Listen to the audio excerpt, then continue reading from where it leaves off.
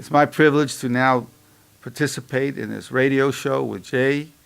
I'm looking forward to it enormously, to bring respectfully real communication, a concept to the American people and to the world, the social revolution of dialogue, now being brought to the areas of politics and journalism.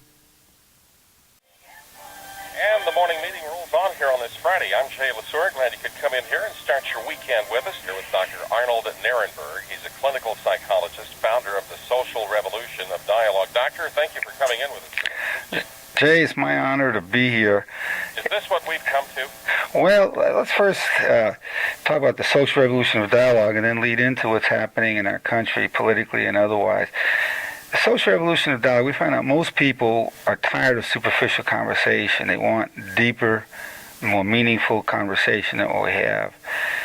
And so therefore I created a term of respectfully real communication, where you have the right to full self-expression of who you truly are, as long as the expression of your true self is done in a respectfully real manner, that is, with kindness, wisdom, and respect of boundaries.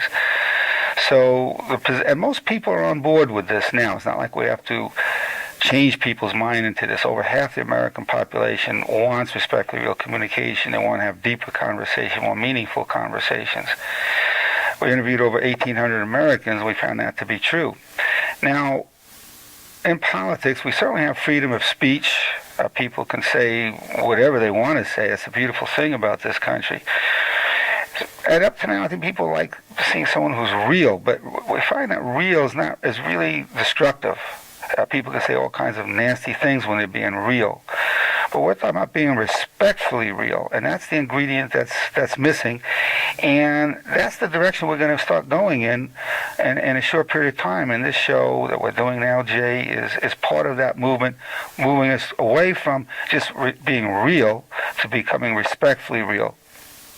The social revolution of dialogue. So we need to have a mindset change here, I suppose. Well, you know, who doesn't want respect? Everybody wants respect. Doesn't matter what race or nationality or religion or socioeconomic group, and they want to be talked to with respect.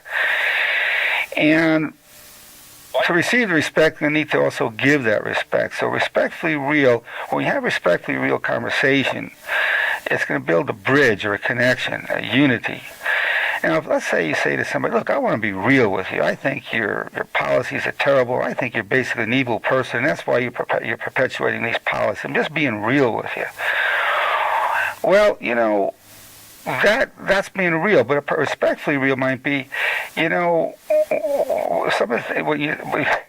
when you said what you did, I felt humiliated. And I'm taking it out on you this way, just as a hypothetical thing. I'm taking it out this way, but really, if you just apologize, I'd be grateful. One creates a connection and is really getting to what's underneath it. It's a deeper conversation. The other is just lashing out. It's being real. You're having these really negative thoughts, and you're being real about them. But the other is really talking about really what's underneath it, creating a connection with one another.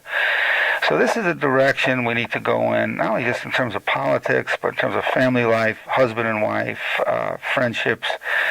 And I believe the American people, we're going to be going in that direction. I think most of the people listening now want to go in that direction. All your listeners, without exception, want to be talked to with respect. There's not one person listening right now, Jay, who doesn't want to be talked to with respect. So if we all want to be talked to with respect, then certainly we need to talk ourselves to others with respect. Disagree?